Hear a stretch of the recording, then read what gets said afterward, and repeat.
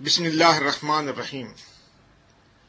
مورخہ 30 محرم الحرام 1430 ہجری شہدائے اسلام کانفرنس رائے بریلی میں ہوا مولانا سید سلمان حسینی ندوی صاحب کا خطاب اہل بھٹکل کی ویب سائٹ bhatkalis.com اور urduaudio.com میں پیش خدمت ہے، سماعت فرمائیں۔ اللہ من شرور انفسنا ومن سیئات اعمالنا من يهده الله فلا مضل له ومن يضلله فلا هادي له ونشهد أن لا إله إلا الله وحده لا شريك له ونشهد أن سيدنا ومولانا محمدا عبده ورسوله صلى الله تعالى عليه وعلى آله وأصحابه وأزواجه وذرياته وأهل بيته وبارك وسلم تسليما كثيرا كثيرا. أما بعد فأعوذ بالله من الشيطان الرجيم. بسم الله الرحمن الرحيم. يا أيها الذين آمنوا لا تتخذوا بطانة من دونكم لا يألونكم خبالا ودوا ما عنتم قد بدت البغضاء من أفواههم وما تخفي صدورهم أكبر قد بينا لكم الآيات إن كنتم تعقلون. صدق الله العظيم. محترم بزرگوں اور دینی اور ایمانی بھائیوں اور بہنوں، محرم الحرام کی 10 تاریخ گزری، 11ویں شب اس کی شروع ہوئی ہے۔ ماہ محرم کی مناسبت سے شہدائے اسلام کے عنوان سے رائے بریلی کی اس سرزمین پر چند سالوں سے جو جلسے منعقد کیے جا رہے ہیں، ان میں حاضری کا شرف مجھے بھی حاصل ہوتا رہا ہے، اور اس سال بھی یہ شرف ملا ہے۔ اس اسٹیج سے آپ سے مختلف موضوعات پر گفتگو ہوتی رہی ہے، اور آج بھی ایک موضوع پر انشاءاللہ گفتگو ہوگی۔ جس موضوع پر مجھے آپ سے گفتگو کرنا ہے، اس موضوع کا مسلمانوں کی زندگی سے بڑا گہرا ربط و تعلق ہے۔ امت مسلمہ یا مسلمان جس دین کی نمائندگی کرتے ہیں، جس تہذیب کی نمائندگی کرتے ہیں، جس تعلیم کی نمائندگی کرتے ہیں، جن شخصیات کی نمائندگی کرتے ہیں، جس ماضی کی نمائندگی کرتے ہیں، اس سب کا تعلق بڑی رفعتوں سے، عظمتوں سے، بلندیوں سے ہے۔ ہمیں فخر کا حق ہے اپنے دین پر، اپنی شریعت پر، آخری کتاب پر، آخری نبی پر، تمام انبیاء اور پیغمبروں سے رابطے پر، اولیاء اللہ سے رشتے پر۔ ہمیں فخر ہے اپنی شاندار تاریخ پر، ہمیں فخر ہے اپنی تہذیب پر، اپنے تمدن پر، اپنی تعلیم پر، ہمیں فخر ہے اپنے پورے نظام پر۔ یہ بالکل ایک حق ہے، اس حق کا انکار کوئی نہیں کر سکتا۔ خداوند قدوس نے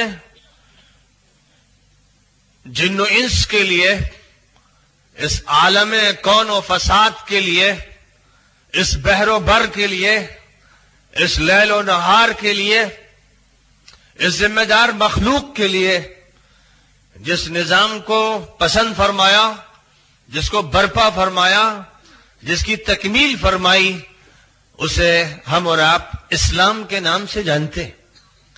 ارشاد فرمایا ان الدین عند اللہ الاسلام، دین اللہ کے نزدیک صرف الاسلام ہے۔ اطاعت کا نظام اسلام کہلاتا ہے، اور اس نظام کو نافذ کرنے والی امت مسلمہ کہلاتی ہے۔ اور اس نظام کے دائی رسول کہلاتے ہیں، نبی کہلاتے ہیں، مصلح کہلاتے ہیں، اور اس نظام کی تکمیل آخری نبی حضرت محمد مصطفیٰ صلی اللہ علیہ وسلم کے ذریعے سے کی گئی۔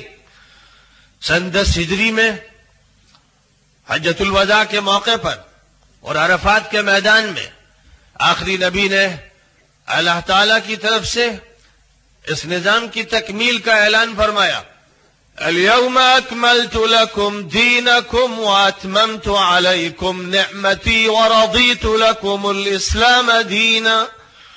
آج میں نے تمہارے لیے تمہارے دین کو مکمل کر دیا ہے اور اپنی نعمتوں کو تم پر مکمل کر دیا، تمام کر دیا ہے، اور اسلام کو تمہارے لیے زندگی گزارنے کے طریقے کے طور پر پسند کر لیا ہے، اسے قبول کیا ہے، اس کی تکمیل کر دی۔ اب تم کو مسلم بن کے رہنا ہے، مسلم جینا ہے، مسلم مرنا ہے، اسلام پر تمہارے رات و دن گزریں گے، صبح مساء گزریں گے، ہر لمحہ گزرے گا، اور تمہاری زندگی کا ہر موڑ، ہر مرحلہ اسی سے وابستہ ہوگا۔ تمہیں یہ کہنا ہے، قل ان صلاتي ونسكي ومحياي ومماتي لله رب العالمين لا شريك له وبذلك امرت وانا اول المسلمين۔ کہو کہ میری زندگی، میری موت، میری نماز، میری قربانی سب کچھ اللہ کے لیے، جو سارے جہانوں کا مالک و پروردگار ہے، جس کا کوئی شریک نہیں ہے، اور مجھے اسی بات کا حکم دیا گیا ہے اور میں اس بات کو ماننے کے لیے تیار ہوں، میں اس میں پہل کرتا ہوں، سبقت کرتا ہوں، سر تسلیم خم کرتا ہوں۔ اس بات کا ہر مسلم سے اقرار لیا جا رہا ہے، ہر مسلمان پر لازم کیا گیا ہے کہ وہ اس کا اظہار کرے اپنی زبان سے، اور اپنے دل میں اس کو جگہ دے، اور اپنی نگاہوں میں اس کو سمائے، اور اپنے ریشے ریشے میں اس کو اتار دے۔ جب وہ اس بنیاد پر اس دنیا میں کھڑا ہوتا ہے تو اس کا مطلب یہ ہوتا ہے کہ وہ حق کا علمبردار ہے، وہ ہدایت کا علمبردار ہے، وہ نور الہی کا علمبردار ہے، وہ صراط مستقیم پر گامزن ہے، وہ باطل سے مورچہ لینے کو تیار ہے، اس کے ساتھ کشمکش رکھتا ہے، وہ یہ جانتا ہے کہ حق اور باطل کے بیچ میں کوئی بھی ایسا زون، ایسا علاقہ نہیں ہے جو نہ حق ہو نہ باطل ہو۔ فَمَاذَا بَعْدَ الْحَقِّ إِلَّا الضَّلَالِ فَأَنَّا تُصْرَفُونَ۔ حق کے بعد سوائے گمراہی کے اور کیا ہے؟ تو یہ لوگوں، تم کہاں بھٹ کے چلے جا رہے ہو؟ یا تو تمہیں حق پر ہونا ہے یا باطل کے ساتھ ہونا ہے۔ مسئلہ یہ نہیں ہے کہ بیچ کا کوئی راستہ ہے، راستہ ایک ہے اور وہ باطل سے بالکل جدا گانا ہے۔ وَأَنَّ هَذَا صِرَاطِي مُسْتَقِيمًا فَاتَّبِعُوهُ وَلَا تَتَّبِعُوا السُّبُلَ فَتَفَرَّقَ بِكُمْ عَنْ سَبِيلِهِ۔ یہ ہے میرا راستہ، بس اسی کی پیروی کرو، یہ درست ہے اور صحیح ہے، اور دائیں بائیں کے راستوں پر، پگ ڈنڈیوں پر مت چلنا، ورنہ وہ تمہیں بھٹکا دیں گے، تمہیں دور کر دیں گے حق سے۔ قل هذه سبيلي ادعو الى الله على بصيرة انا ومن اتبعني۔ اے نبی کہہ دیجئے ان لوگوں سے کہ یہ میرا راستہ ہے، میں پوری بصیرت کے ساتھ روشنی میں کھڑا ہوں، اس راستے پر چل رہا ہوں۔ جو میری پیروی کرنے والے ہیں، مجھے ماننے والے ہیں، وہ بھی اسی راستے پر چل رہے ہیں، انہیں اسی راستے پر چلنا ہے، اس کے علاوہ کوئی راستہ نہیں۔ اور یہی وہ راستہ ہے جس کی دعا اللہ کے حضور میں آپ یوں کہہ کر مانگتے ہیں، اہدنا الصراط المستقیم۔ اللہ سیدھے راستے پر چلا دے، سیدھے راستے پر جما دے، اس پر گامزن فرما دے، اس کی منزل تک پہنچا دے، اس پر استقامت عطا فرما دے۔ صراط الذین انعمت علیہم، اللہ ان کے راستے پر جمنا نصیب فرما جن پر تو نے انعام فرمایا، جن کا اکرام فرمایا، جن کو نوازا، جن کو اپنا تقرب عطا فرمایا، جن کو اپنی محبت عطا فرمائی، یعنی اپنے نبیوں کے راستے پر، صدیقین کے راستے پر، شہیدوں کے راستے پر، صالحین کے راستے پر چلنے کی توفیق عطا فرما۔ غیر المغضوب علیہم ولا الضالین، اللہ ان کے راستے سے بچا لے جن پر تیرا غضب بھڑکا، غصہ نازل ہوا، لعنت نازل ہوئی، جن سے تو نے دور رہنے کو کہا، جن کے راستے کو غلط بتایا، جو لوگ بھٹک گئے، جو لوگ گمراہ ہو گئے، ان کے راستے سے میری حفاظت فرما۔ یہ دعا ہے جو آپ دن اور رات کی 5 نمازوں میں اللہ کے حضور کرتے ہیں، سنتوں میں، نفلوں میں، واجب میں، جو سی بھی نماز پڑھتے ہیں آپ اللہ تعالیٰ سے یہ کہتے ہیں، اور آپ دونوں باتیں کہتے ہیں، منفی بھی کہتے ہیں، مثبت بھی کہتے ہیں، پازیٹیو بھی کہتے ہیں، نیگیٹو بھی کہتے ہیں، ہاں میں بھی کہتے ہیں، نہیں میں بھی کہتے ہیں۔ یعنی ایک طرف آپ یہ کہتے ہیں کہ اس راستے پر اے اللہ چلنے کی توفیق عطا فرما جو تیرے نزدیک درست اور صحیح ہے، اور دوسری طرف ساتھ ہی ساتھ یہ درخواست بھی کرتے ہیں کہ جتنے بھی راستے غلط ہیں، خاص طور پر جو تیرے غضب کو دعوت دیتے ہیں، لعنت کو دعوت دیتے ہیں، اے اللہ ان راستوں سے حفاظت فرما، گمراہوں کے راستے سے حفاظت فرما۔ یہ دعا ہے جو ہم سب مانگتے ہیں۔ میرے بزرگوں، اسلام ایک واضح طریقہ اور راستہ ہے۔ یہ وہ راستہ ہے جو بندوں کو ان کے رب سے ملاتا ہے، یہ وہ راستہ ہے جو انبیاء سے، پیغمبروں سے رشتہ جوڑتا ہے، یہ وہ راستہ ہے جو ہدایت کی ضمانت لیتا ہے، یہ وہ راستہ ہے جو انسان کو باطل کی بھول بھلائیوں سے نکالتا ہے، یہ وہ راستہ ہے جو شر کے فساد اور دلدل سے انسان کو آزاد کرتا ہے، یہ وہ راستہ ہے جو شیطنت اور ابلیسیت کا مقابلہ کرتا ہے، یہ وہ راستہ ہے جو طاغوت کے خلاف کھڑا ہوتا ہے، جو توحید پر قائم ہوتا ہے، یہ وہ راستہ ہے جس کو آدم نے شروع کیا تھا، جس پر حوا قائم تھی، جس پر ان کی اولاد اور نسل در نسل انسان عمل پیرا رہے۔ یہی وہ راستہ ہے جس کی دعوت نوح نے دی تھی، اسی کی دعوت ہود نے دی، صالح نے دی، اسی کی دعوت شعیب نے دی، ابراہیم نے دی، لوط نے دی، موسیٰ نے دی، اسی کی دعوت ان کے بعد میں آنے والے انبیاء نے دی، اور اسی کی دعوت عیسیٰ مسیح نے دی، اور اسی کی دعوت آخری نبی حضرت محمد مصطفیٰ صلی اللہ علیہ وسلم نے دی۔ سارے انبیاء پر، سارے رسولوں پر اللہ کا بے شمار سلام ہو۔ یہ راستہ ہے جو متعین ہے، اور اس راستے کے مقابل میں ایک راستہ ہے، ایک راستہ ہے کفر کا، انکار کا، الحاد کا، دہریت کا، ایک راستہ ہے پاپ کا، گناہ کا، ایک راستہ ہے شرور کا اور انسان کی خباثت کا، ایک راستہ ہے طاغوت کا، ایک راستہ ہے جباروں کا، ظالموں کا۔ 2 راستے ہیں جو متعین طور پر واضح کر دیے گئے ہیں، اور کوئی بھی ابہام، کوئی پیچیدگی باقی نہیں رکھی گئی، کوئی دھند نہیں ہے۔ صبح کی روشنی میں اور سورج کی تمازت میں راستے کو پہچانا جا سکتا ہے۔ وَلَقَدْ يَسَّرْنَا الْقُرْآنَ لِلذِّكْرِ فَهَلْ مِن مُدَّكِرٍ، ہم نے قرآن پاک کو نصیحت کے لیے آسان بنایا ہے کوئی نصیحت حاصل کرنے والا؟ قرآن پاک کے بول صاف ہیں، واضح ہیں، واشگاف ہیں۔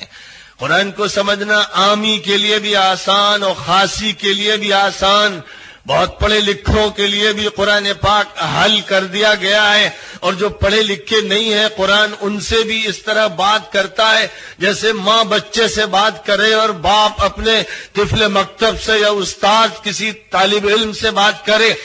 بات کو کھول کھول کر شفقت کے ساتھ، محبت کے ساتھ، ہمدردی کے ساتھ بیان فرما دیا گیا ہے۔ خدا ذہن میں بات بٹھاتا ہے، دل میں اتارتا ہے، رگ و ریشے میں سرایت کر دیتا ہے، بلکہ انسان پر اس کی کیفیت ایسی طاری کر دیتا ہے جیسے کپڑے پر رنگ چڑھا دیا جائے۔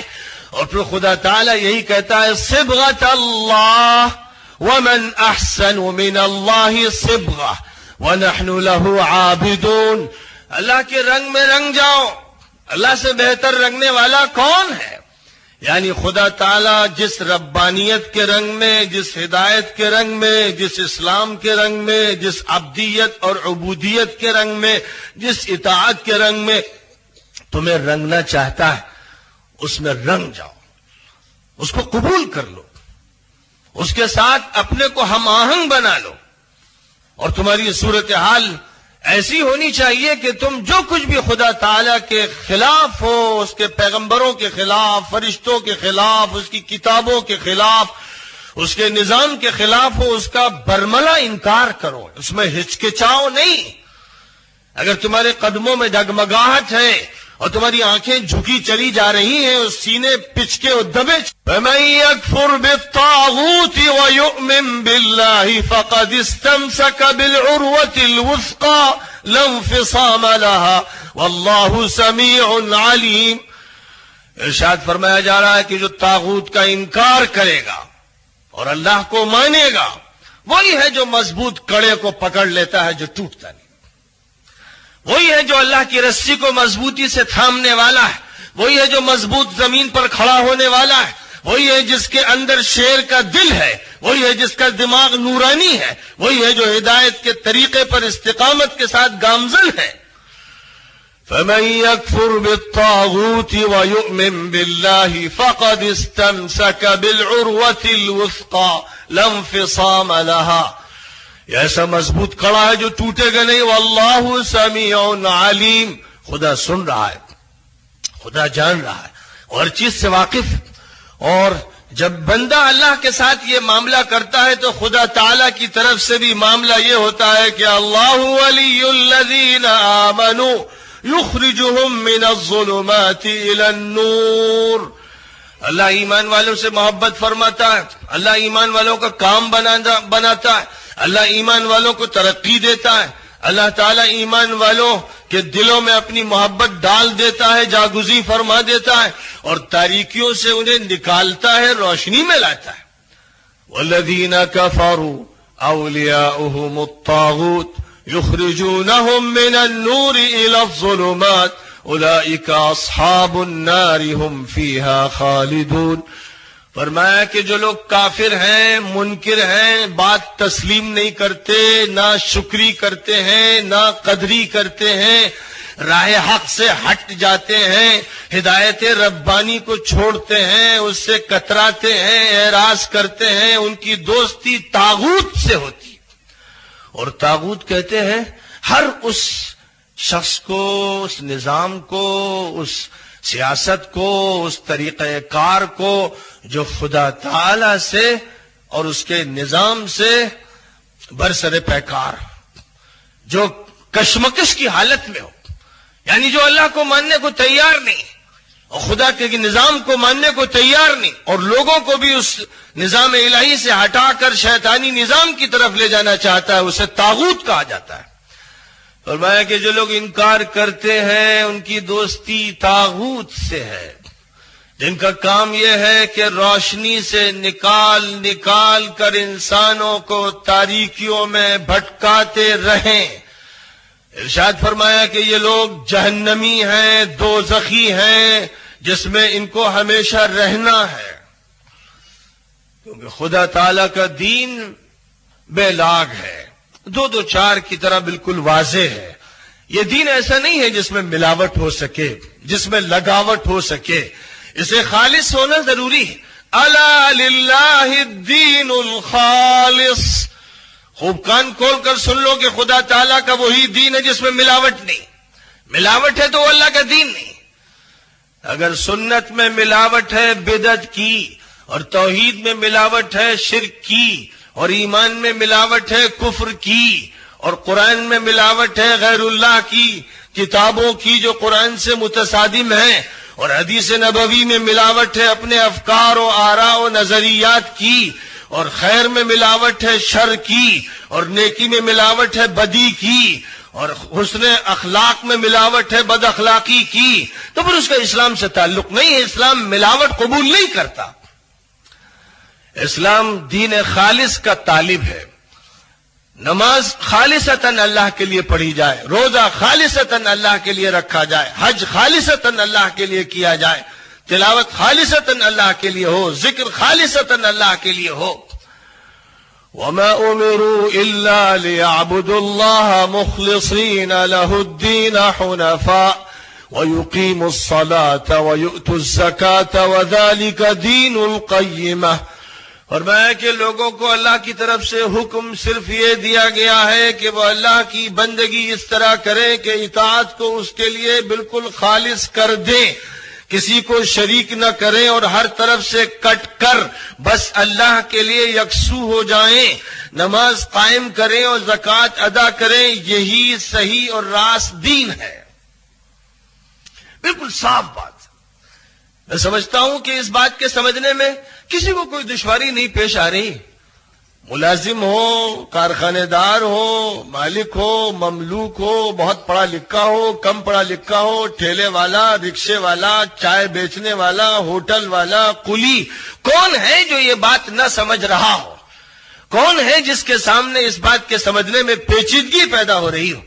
خدا اپنی بات میں کتنی وضاحت فرماتا ہے، کیونکہ وہ اپنے بندوں سے بات کر رہا ہے، وہ اپنے بندوں کو سمجھا رہا ہے کہ راہ حق کیا ہے. میرے بزرگوں، حق تو یہ ہے، لیکن شیطان نے اللہ تعالی سے اس کی مہلت مانگی تھی کہ قیامت تک مجھے زندگی دی جائے اور میں ان انسانوں کو اور جنوں کو بھٹکاؤں گا. اور اس نے یہ کہا تھا بڑے ضام میں، جب اللہ تعالیٰ نے اسے مہلت دے دی کہ لَآتِيَنَّهُم مِّن بَيْنِ أَيْدِيهِمْ وَمِنْ خَلْفِهِمْ وَعَنْ أَيْمَانِهِمْ وَعَنْ شَمَائِلِهِمْ وَلَا تَجِدُ أَكْثَرَهُمْ شَاكِرِينَ. میں سامنے سے بھی ان پر حملہ کروں گا، پیچھے سے بھی کروں گا، دائیں سے بھی کروں گا، بائیں سے بھی کروں گا، اور اکثر آدمیوں کو آپ شکر گزار نہیں پائیں گے. تو اللہ تعالیٰ نے فرمایا تھا کہ تجھے مہلت دی جا رہی ہے، تو اپنے تجربے کر اور جو کچھ تیرے بس میں ہے وہ کرتا رہے. یہ دنیا میں نے آزمائش کے لیے پیدا کی ہے، انسان آزمائش کے لیے، جن آزمائش کے لیے. اس آزمائش میں جو پورا اترے گا وہی میری جزا کا مستحق ہوگا، اور جو اس آزمائش میں پورا نہیں اترے گا، تیرے ساتھ بھٹکے گا، گمراہی کو اختیار کرے گا، اس کا ٹھکانہ بھی تیری ہی طرح جہنم ہوگا. یہ بات خداوند قدوس نے صاف طور پر فرما دی تھی.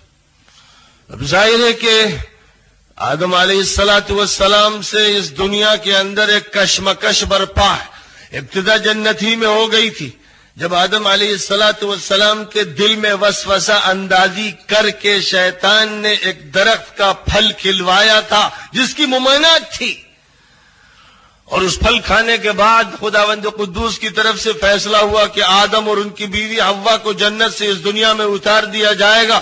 سو اتار دیا گیا، اور شیطان کو بھی ساتھ ساتھ بھیج دیا گیا اور کہہ دیا گیا کہ فَاهْبِطُوا مِنْهَا جَمِيعًا وَقُلْ اهْبِطُوا مِنْهَا جَمِيعًا بَعْضُكُمْ لِبَعْضٍ عَدُوٌّ.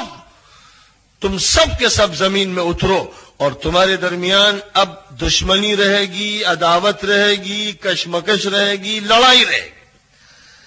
اس لڑائی کا بیج پہلے ہی دن سے ڈال دیا گیا. لہذا لڑائی کے بغیر اس دنیا کے بارے میں اگر کوئی تصور قائم کرتا ہے تو غلط قائم کرتا ہے. یعنی یہ دنیا پوری کی پوری امن و عافیت کا گہوارہ بن جائے اور سلامتی کی بانسریاں بج رہی ہوں اور سب اس طرح رہ رہے ہوں جیسے محبت کرنے والے سگے بھائی رہتے ہیں، اور ایسا لگے کہ جیسے محبت کی گنگا اور جمنا بہ رہی ہے. ایسا نہ ہوا ہے، نہ ہو رہا ہے، نہ ہوگا. ایسا نبیوں سے نہیں ہوا، رسولوں سے نہیں ہوا، ولیوں سے نہیں ہوا، صوفیوں سے نہیں ہوا، سنتوں سے نہیں ہوا، تو ہمہ شمہ سے کیا ہوگا؟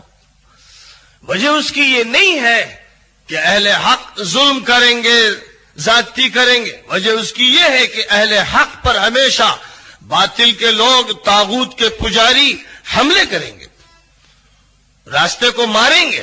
آدم نے یہ نہیں کہا تھا کہ میں شیطان سے بدلہ لوں گا. شیطان نے کہا تھا میں سامنے سے حملہ کروں گا، پیچھے سے کروں گا، دائیں سے کروں گا، بائیں سے کروں گا. جس کا مطلب یہ ہوا کہ انبیاء اور پیغمبر تو سلامتی کی دعوت دیں گے، لیکن ایک دشمن ایسا اس دنیا کے اندر موجود ہے، ابلیس اور اس کی ذریت، اور اس کو ماننے والے وہ تمام جن و انس جو اس کے راستے کی پیروی کر رہے ہیں، جن کا تہیہ یہی ہے کہ دین حق کو، صراط مستقیم کو صحیح حالت میں باقی نہیں رہنے دینا ہے۔ یہ وہ کشمکش ہے جو بڑی خطرناک، بڑی زبردست ہے۔ حضور اکرم صلی اللہ علیہ وسلم سے پہلے جتنے بھی پیغمبر آئے، خدا تعالیٰ کا ان کے ساتھ ایک خاص نظام تھا کہ ایک مدت دی گئی کہ وہ دعوت کا کام کرتے رہیں، لوگوں کو سمجھاتے رہیں۔ جب وہ مدت پوری ہو گئی تو خدا تعالیٰ کی طرف سے اشارہ ہو گیا کہ بس جتنے لوگ ایمان لانے والے تھے سو لا چکے، اب تم علاقہ چھوڑ دو، میرا عذاب ان پر آنے والا ہے۔ جب یہ اطلاع حضرت نوح کو پہنچی تو انہوں نے کشتی تیار کی اور ایمان والوں کو سوار کیا اور ہر جانور کا ایک جوڑا لے لیا، کیونکہ پوری دنیا میں طوفان آنے والا تھا، پھر زندگی کی رمق بھی باقی نہ رہتی، لہذا خدا تعالیٰ نے نسلوں کو باقی رکھنے کے لیے یہ انتظام فرمایا کہ ان کو حکم کر دیا کہ جتنے بھی جاندار ہیں جن سے انسانی زندگی کا تعلق ہے ان کو بھی ساتھ لے لو۔ جب خدا تعالیٰ کا یہی فیصلہ قوم عاد کے بارے میں ہوا تو حضرت ہود علیہ السلام سے فرما دیا کہ بس اب جتنا وقت دیا گیا تھا پورا ہو چکا، چلے جاؤ۔ یہی بات جب قوم صالح کے ساتھ ہوئی تو حضرت صالح علیہ السلام کو حکم آ گیا کہ صالح اب وعدہ پورا ہو چکا، وقت پورا ہو چکا، اب علاقہ خالی کر دو، میرا عذاب آنے والا ہے۔ یہی بات حضرت لوط علیہ السلام سے کہی گئی، جنہوں نے ایک بدکار اور مشرک قوم کے بیچ میں کام کرتے کرتے اپنے مشن کا حق ادا کر دیا۔ تو اللہ تعالیٰ نے فرمایا کہ لوط اب بستی چھوڑ دو، بس صبح ہوتے ہوتے اس بستی کو زلزلوں سے ہلا ڈالا جائے گا، اس پر انگارے برسائے جائیں گے، اسے تہس نہس کر دیا جائے گا۔ یہی صورتحال حضرت شعیب کی قوم کے ساتھ ہوئی۔ یہی بات حضرت موسیٰ اور ان کے ماننے والوں کے ساتھ خدا تعالیٰ نے فرمائی کہ تم لوگ پار کرو دریا کو، اس کے بعد فرعون اور اس کے حامیوں کو اور والیوں کو میں ڈبو دوں گا۔ یہ خدا تعالیٰ کا نظام چلا آ رہا تھا۔ لہذا ایک وقت تک انبیاء کرام کو موقع دیا جاتا تھا کہ وہ کسی قوم میں کام کریں، دعوت پیش کریں، حق کی طرف بلائیں، اور جب بالکل مایوسی ہو جاتی تھی کہ بس جتنے لوگوں نے مانا اور جو لوگ ماننے کو تیار نہیں ہیں اب وہ اس مرحلے کو پہنچ چکے ہیں کہ ان کے پلٹنے کی کوئی امید نہیں ہے، تب خدا تعالیٰ کی طرف سے یہ حکم ہوتا تھا کہ نبی علاقہ چھوڑ دیں کیونکہ اس علاقے پر عذاب آنے والا ہے۔ آخری نبی حضرت محمد مصطفیٰ صلی اللہ علیہ وسلم کو خداوند قدوس نے پوری دنیا کا پیغمبر بنایا۔ پوری انسانیت آپ کی مخاطب ہے، پوری انسانیت آپ کی امتی ہے۔ امت کے دو حصے ہیں، ایک وہ حصہ ہے کہ جو امت اجابت ہے، یعنی جس نے بات مان لی، آپ کے دین کو قبول کر لیا، اور ایک حصہ امت کا وہ ہے جو امت دعوت ہے، یعنی ابھی اسے خطاب کیا جا رہا ہے، دعوت دی جا رہی ہے، ابھی اس نے دعوت کو قبول نہیں کیا ہے، لیکن بہرحال خطاب اس سے ہونا ہے، دعوت اس کے درمیان جاری رہنی ہے۔ تو اقصائے دنیا سے اقصائے دنیا تک، شمال سے جنوب تک، مشرق سے مغرب تک جتنے انسان روئے زمین پر بستے ہیں، کیونکہ آخری نبی حضرت محمد صلی اللہ علیہ وسلم کہ وہ سب کے سب مخاطب ہیں اور آپ کو سب کا پیغمبر بنایا گیا ہے، لہذا خدا تعالیٰ کی طرف سے یہ طے پایا کہ اب پوری قوم پر یعنی پوری دنیا پر کسی عذاب کے ذریعے سے انتقام نہیں لیا جائے گا، بلکہ کشمکش حیات اور معرکہ حق و باطل اب تا قیامت چلتا رہے گا۔ یعنی نبی اکرم صلی اللہ علیہ وسلم کو بھی مقابلے کے لیے تیار کیا جائے گا، اور آپ کے بعد آپ کے خلفاء یہ کام کریں گے، اور خلفاء کے بعد خلفاء بعد میں آنے والے کرتے رہیں گے، سلسلہ دراز ہوتا چلا جائے گا اور تا قیامت بند نہیں ہوگا۔ اس سے پہلے جو انبیاء کرام آئے، جو رسولان اعظام آئے، اپنی قوم سے جنگ کا انہیں حکم نہیں دیا گیا، بلکہ اپنی قوم کے درمیان کام کرنے کا حکم دیا گیا، اور جب اللہ تعالیٰ نے یہ فیصلہ فرمایا کہ کام کی مدت پوری ہو گئی تو یہ حکم دے دیا گیا کہ بس اب خاموش ہو جاؤ۔ آخری نبی حضرت محمد مصطفیٰ صلی اللہ علیہ وسلم 13 سال مکہ مکرمہ میں رہے. اس وقت تک یہ حکم دیا گیا تھا کہ آپ بات پہنچاتے رہیے، حق کی للکار لگاتے رہیے، توحید کا کلمہ سناتے رہیے، اللہ کا پیام پہنچاتے رہیے، من و عن بغیر کم و کاست تمام معلومات لوگوں تک پہنچاتے رہیے. اب یہ کام کرتے رہے. اور ساتھ ہی ساتھ یہ حکم تھا کہ مقابلہ مت کیجئے، جواب مت دیجئے، ریاکشن میں مت آئیے، ٹینشن مت لیجئے، اور اپنا کلیجہ مت پھاڑیے، اپنے دل کو شق مت کیجئے. دعوت کا کام کرتے رہیے اور یہ سمجھتے رہیے کہ ہدایت اللہ کے ہاتھ میں ہے. آپ کا کام ہدایت لوگوں تک منتقل کرنا ہے، لوگوں کو ہدایت کا راستہ بتانا ہے. ان علیک الا البلاغ، ذمہ داری آپ کی یہ ہے کہ بات پہنچا دیں. انک لا تہدی من احببت ولکن اللہ یہدی من یشاء. آپ جس کو چاہیں اسے ہدایت دے نہیں سکتے، یعنی توفیق نہیں دے سکتے. اللہ تعالیٰ جس کو چاہے گا ہدایت عطا فرمائے گا. لیکن آپ بات پہنچائیں. یا ایھا الرسول بلغ ما انزل الیک من ربک وان لم تفعل فما بلغت رسالته واللہ یعصمک من الناس. اے رسول، اے پیغمبر، آپ لوگوں تک بات وہ پہنچا دیجئے جو آپ تک منتقل کی گئی، اللہ کی طرف سے اتاری گئی ہے، بغیر کمی بیشی کے آپ تمام لوگوں کو اس پیام سے واقف کرا دیجئے. اور اگر آپ نے ایسا نہیں کیا تو اس کا مطلب یہ ہے کہ رسالت کا حق ادا نہیں کیا، اور اللہ لوگوں سے آپ کی حفاظت فرمائے گا. یہ وعدہ بھی فرما لیا گیا. کوئی آپ کو گزن اس طرح نہیں پہنچا سکے گا کہ آپ کا کام بند ہو جائے. اب یہ نہیں ہوگا کہ نبوی مشن کا راستہ روک دیا جائے. اب یہ نہیں ہوگا کہ اسلام کو دنیا سے تہس نہس کر دیا جائے، اس کا پودا اکھاڑ دیا جائے. یہ نہیں ہوگا. یہ اسلام آیا ہی ہے غلبے کے لیے، یہ اسلام آیا ہی ہے پھیلنے کے لیے، یہ اسلام آیا ہی ہے سرداری کے لیے، یہ اسلام آیا ہی ہے بالادستی کے لیے. اللہ تعالیٰ نے نبی پاک علیہ الصلاۃ والسلام کا جہاں پر تذکرہ فرمایا، وہاں اس بات کی وضاحت فرما دی ہے کہ محمد عربی علیہ الصلاۃ والسلام کی بعثت اس لیے کی گئی ہے کہ حق کو ان کے ذریعے سے پوری دنیا پر غالب کر دیا جائے، تمام مذاہب پر غالب کر دیا جائے. اور جب یہ مشن ہی ہے تو پھر یہ ہونا ہے.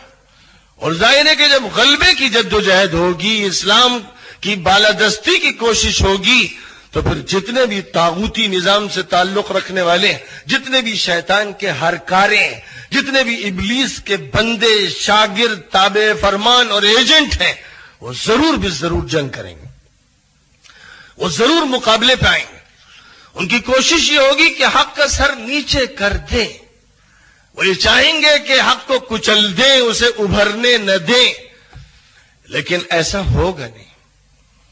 ہوگا یہی کہ بے شمار جانوں کے جانے کے بعد، قربانیوں کے پیش کرنے کے بعد، مشقتوں کے اٹھانے کے بعد، یہاں تک کہ مایوسی کے بادلوں کے چھا جانے کے بعد، خدا تعالی بادلوں کو پھاڑ کر امید کا سورج نکال دے گا. بل نقذف بالحق على الباطل بل نقذف بالحق على الباطل فيدمغه فإذا هو زاهق ولكم الويل مما تصفون. فرمایا کہ ہم باطل کے دماغ پر حق کی ایسی چوٹ لگائیں گے کہ باطل کا بھیجا پھاڑ دیں گے. اور جو باتیں تم لوگ کرتے ہو، جو بکواس کرتے ہو، اسی میں تمہاری تباہی ہے. تم اگر یہ سمجھتے ہو کہ باطل کو توڑا نہیں جا سکے گا، اس واہمے کے شکار ہو، اس بدگمانی میں مبتلا ہو، اس بے ایمانی میں مبتلا ہو، اس کمزور قلبی کے اندر مبتلا ہو، تو یاد رکھو کہ یہ تمہاری بکواس ہے، یہ تمہارے ذہن کے وسوسے ہیں، ورنہ خدا تعالیٰ کا یہ فیصلہ ہے. وَقُلْ جَاءَ الْحَقُّ وَزَهَقَ الْبَاطِلُ إِنَّ الْبَاطِلَ كَانَ زَهُوقًا. کہہ دیجئے کہ حق آیا اور باطل مٹا. باطل مٹنے کے لیے، یعنی یہ خداوند قدوس کا فیصلہ ہے کہ باطل کو باطل کہا ہی اسی لیے گیا ہے کہ باطل کے معنی مٹنے والے کے ہوتے ہیں، اور حق کو حق اسی لیے کہا گیا ہے کہ حق کے معنی عربی زبان میں جمنے والے ثابت قدم کے ہوتے ہیں جس کو اکھاڑا نہ جا سکے۔ حق حق اس لیے ہے کہ اسے اکھاڑا نہیں جا سکتا، اور باطل باطل اس لیے ہے کہ اسے اکھڑنا ہی ہے، دم توڑنا ہی۔ لیکن چونکہ باطل دم توڑنے کے لیے پیدا ہوا ہے، اس لیے وہ ہر شیطنت، ہر خباثت، ہر ظلم کرتا ہے، کوئی طریقہ چھوڑتا نہیں۔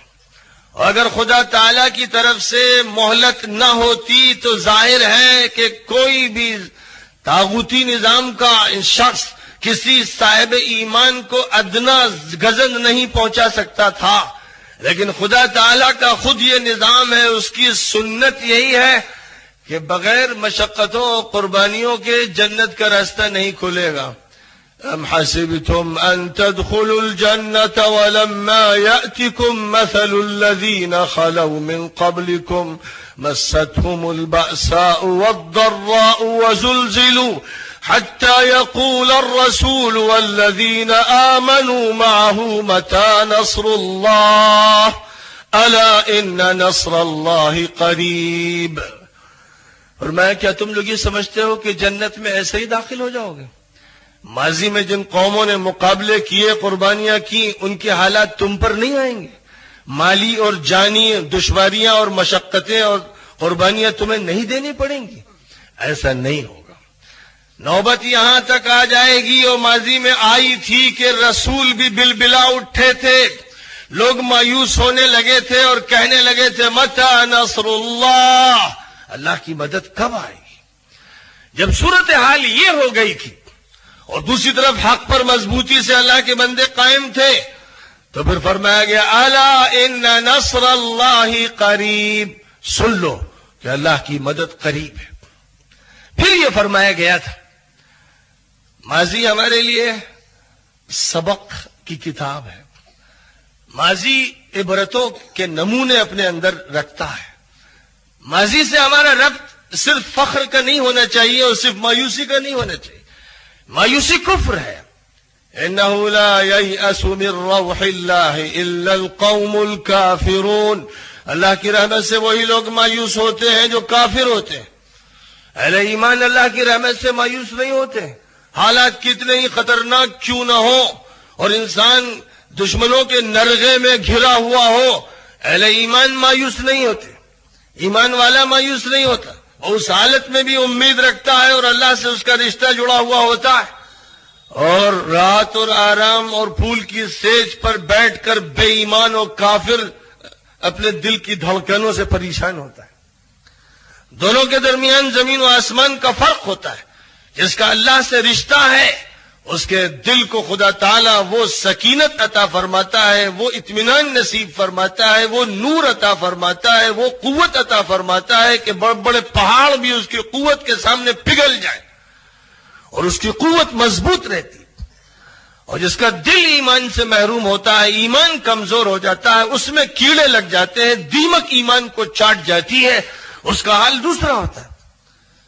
شیشم کی یا ساکھو کی لکڑی کو دیمک چاٹ جائے تو اس کی ساری مضبوطی دھری کی دھری رہ جاتی ہے، کھوکھلی لکڑی جمتی نہیں، پھر گرتی ہے۔ اسی طرح انسان کے اندر ایمان کی ایک طاقت ہے، اس طاقت کو کفر کی دیمک چاٹ جاتی ہے، اس الحاد کی دیمک چاٹ جاتی ہے، اور خدا تعالیٰ کے راستے سے ہٹ کر جب بھی گمراہوں کے راستے پر یا ملونوں کے راستے پر لوگ پڑتے ہیں تو پھر کیڑے اسے کھا جاتے ہیں۔ اور جب ایمان ہی باقی نہیں رہتا تو پھر انسان کا اللہ سے کوئی رشتہ ہی باقی نہیں رہتا۔ ابھی قاری صاحب کی قرات آپ نے سنی، انہوں نے پڑھا کہ ان الذین قالوا ربنا اللہ ثم استقاموا تتنزل علیہم الملائکۃ الا تخافوا ولا تحزنوا وابشروا بالجنۃ التي كنتم توعدون۔ فرمایا کہ جو لوگ یہ کہتے ہیں کہ ہمارا رب اللہ ہے، مالک اللہ ہے، حاکم اللہ ہے، قانون ساز اللہ ہے، نفع دینے والا اللہ ہے، نقصان اللہ کے ہاتھ میں ہے، جو اللہ کی وحدانیت اور صفات کو مانتے ہیں اور اسی پر مضبوطی سے جمتے ہیں، ان پر فرشتے اترتے ہیں اور یہ کہتے ہیں کہ نہ غم کرو نہ خوف کرو، اللہ تمہارے ساتھ، اللہ کی مدد تمہارے ساتھ، خوشخبری لو۔ یہ بات انہیں اللہ تعالیٰ نصیب فرماتا ہے جو اپنا دل اللہ کے ساتھ جوڑ لیتے ہیں۔ تو ماضی کے واقعات قرآن پاک میں سنائے گئے ہیں اس مقصد کی خاطر کہ مسلمان وہاں سے ذخیرہ حاصل کریں، غذا حاصل کریں، دوا حاصل کریں، عبرت حاصل کریں، نفع حاصل کریں۔ لقد كان في قصصهم عبرة لأولي الألباب، فرمایا کہ جو قصے اور واقعات قرآن پاک میں سنائے گئے ہیں انبیاء کے، پیغمبروں کے، مصلحین کے، عقل مندوں کے لیے اس میں عبرت کا سامان ہے۔ عقل مندوں کو چاہیے کہ وہ اس پر غور کریں اور غور کر کے نتیجے اخذ کریں۔ کیا بات ہوئی کہ ہمیں عروج حاصل ہوا؟ کیا ہوا کہ ہم زوال کے شکار ہو گئے؟ کیا بات ہوئی کہ ہمیں فتح ملی؟ کیا بات ہوئی کہ ہمیں شکست سے دوچار ہونا پڑا؟ خداوند قدوس نے جنگ بدر کا تذکرہ کرتے ہوئے مسلمانوں کو عبرت کا سبق یاد دلانے کے لیے فرمایا قد كان لكم آية في فئتين التقتا فئة تقاتل في سبيل الله وأخرى كافرة يرونهم مثليهم رأي العين والله يؤيد بنصره من يشاء إن في ذلك لعبرة لأولي الأبصار۔ فرمایا کہ تمہارے لیے دو گروہوں کی لڑائی میں ایک بڑی نشانی چھپی ہوئی ہے، اور کرنے سے وہ نشانی معلوم ہوگی۔ ایک گروہ وہ تھا جو اللہ کے راستے میں ایمان کی بنیاد پر جنگ کر رہا تھا، جس کے سردار آقائے نامدار محمد مصطفیٰ علیہ الصلاۃ والسلام تھے۔ ایک گروہ وہ تھا جو کافر تھا، منکر حق تھا، دونوں کے درمیان مقابلہ ہوا۔ وہ گروہ جو اہل حق کا تھا، اہل ایمان کا، باوجود قلت تعداد کے، قلت ساز و سامان کے ایسا غالب آیا کہ دودھ الگ ہو گیا، پانی الگ ہو گیا، حق واضح ہو گیا اور باطل کا سر ٹوٹ گیا۔ فرمایا کہ اس میں آنکھ والوں کے لیے عبرت کا بڑا سامان ہے۔ دیکھنے والوں نے دیکھا، 24 سرداروں کو گڑھے میں پڑا ہوا دیکھا کہ کس طرح حق باوجود قلت تعداد کے غالب آتا ہے جب حق پر مضبوطی سے اہل حق جمتے ہیں۔ اور دوسری طرف یہ منظر بھی پیش کیا گیا، احد کے پہاڑ کے دامن میں کافروں اور اہل ایمان کی جنگ ہوتی ہے، اور اس جنگ میں مسلمانوں کو شکست دو چار ہونا پڑتا ہے، نبی پاک علیہ الصلاۃ والسلام کو زخمی ہونا پڑتا ہے، سید الشہداء حضرت حمزہ کو شہید ہونا پڑتا ہے۔ کیوں گیا ایسا؟ قرآن واقعات کو یوں ہی نہیں چھوڑ دیتا بغیر تبصرے کے، بغیر وضاحت کے۔ قرآن چاہتا ہے کہ دکھتی رگ پر انگلی رکھ کر بتایا جائے کہ درد کہاں اور کیوں ہے۔ قرآن تشخیص کے لیے آیا ہے، قرآن علاج کے لیے آیا ہے، صرف رٹنے کے لیے نہیں، صرف تراویح میں سنانے کے لیے نہیں، صرف نماز میں تلاوت کے لیے نہیں۔ وہ ہدایت نامہ ہے، وہ گائیڈ بک ہے، وہ قانون ہے، وہ دستور ہے، وہ نظام حیات ہے، وہ طریقہ زندگی کا نام ہے۔ لہذا وہ انگلی رکھ دیتا ہے دکھتی رگ پہ اور کہتا ہے حتی اذا فشلتم وتنازعتم فی الامر وعصیتم من بعد ما اراکم ما تحبون منکم من یرید الدنیا ومنکم من یرید الآخرہ ثم صرفکم عنہم لیبتلیکم ولقد عفا عنکم۔ فرمایا کہ جب تم لوگوں نے پسپائی اختیار کی اور جس پہاڑی پر حضور صلی اللہ علیہ وسلم نے تیر اندازوں کو متعین فرمایا تھا، ان میں سے اکثر نے وہ پہاڑی چھوڑ دی یہ سمجھ کر کہ جنگ مسلمانوں نے جیت لی اور کافروں کو شکست ہو گئی اور مسلمان مال غنیمت اکٹھا کر رہے ہیں، اس لیے اب اس محاذ یا چوکی پر جمع رہنے کی کیا ضرورت ہے۔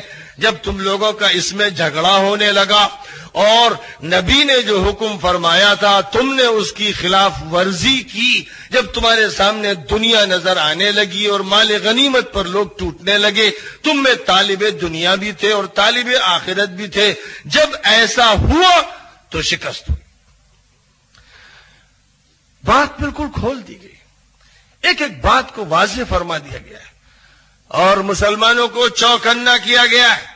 اے مسلمانوں، صفوں کو مضبوط رکھنا، دلوں کو مضبوط رکھنا، آنکھوں کو پرنور بنانا، دماغ کو مزکہ رکھنا، اللہ کے ساتھ رشتہ مضبوط رکھنا، حق سے کبھی سر منہ انحراف مت کرنا، بال برابر بھی مت ہٹنا، لالچ میں مت آنا، دہشت گردوں سے مت ڈرنا، وقت کے جابروں طاغوتوں کے جھانسے میں مت آنا، سر مت جھکانا۔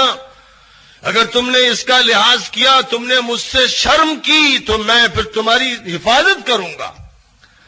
جس خداوند قدوس نے یہ فرما دیا ہے، اسی خداوند قدوس نے نظام کبھی بھی اپنی صفوں میں ایسے لوگوں کو گھسنے مت دینا جو محاذ کو چھوڑ دیں، جو مورچہ چھوڑ دیں، جو کام ترک کر دیں، جو غلطی کا ارتکاب کریں، جو مضبوطی سے نہ جمیں، یا وہ گھس پیٹیے ہوں، یا وہ دشمن کے ایجنٹ ہوں، یا وہ تمہارے اندر آستین کے سانپ ہوں۔ ایسے لوگوں سے چوکنا رہنا، انہیں قریب مت کرنا، انہیں ذمہ داریاں مت دینا، کیونکہ وہ تمہارے اندر اسی لیے گھستے ہیں کہ تمہیں نقصان پہنچائیں۔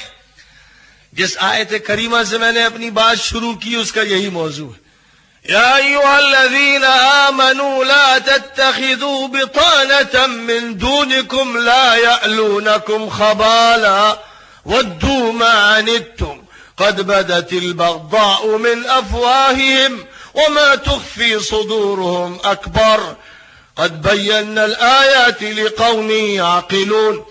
فرمایا کہ اے ایمان والو، دوسرے لوگوں کے اندر سے اپنے اعتماد کے لوگ، اپنے سیکریٹریز مت منتخب کرنا، ایسے لوگوں کو راز مت دینا جو تمہارے نہیں ہیں، جو دوسروں کے ایجنٹ ہیں، تمہارے درمیان گھسے ہوئے، وہ فتنہ پیدا کرنے کے لیے گھسے ہیں، صفوں میں درار ڈالنے کے لیے گھسے ہیں، فرقہ بندی کے لیے گھسے ہیں، مسلمانوں کی طاقت کو توڑنے کے لیے گھسے ہیں، ان کا سر نیچا کرنے کے لیے گھسے ہیں۔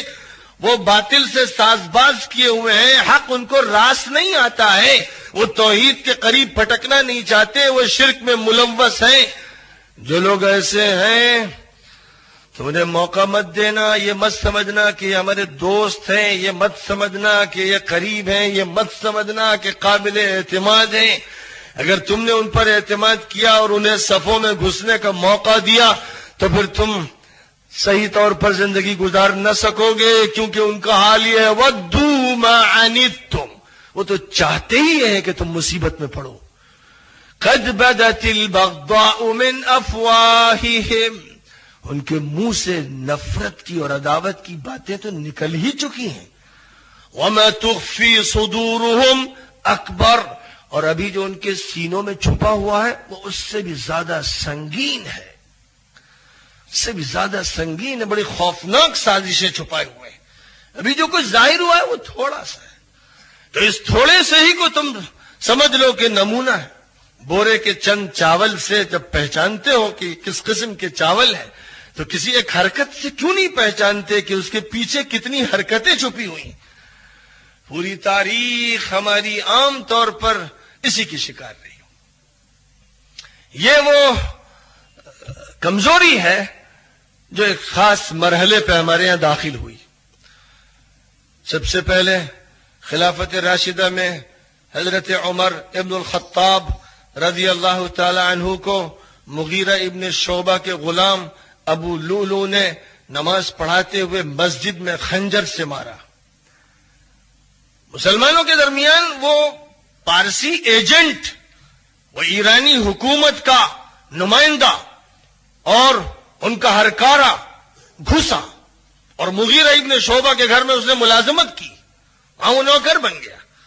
اس کی نوکری کا مقصد کچھ اور تھا، اور چند دن نوکری کرنے کے بعد عمر کے پاس جو خلیفہ وقت تھے شکایت لے کر آیا کہ مغیرہ مجھے بہت ستاتے ہیں، مجھ سے زیادہ پیسہ طلب کرتے ہیں، میں بڑھئی کا کام جانتا ہوں، ویلڈنگ کا کام جانتا ہوں، مختلف کام جانتا ہوں، لیکن جتنا پیسہ وہ اس کمائی کے نتیجے میں مجھ سے طلب کرتے ہیں وہ زیادہ ہے۔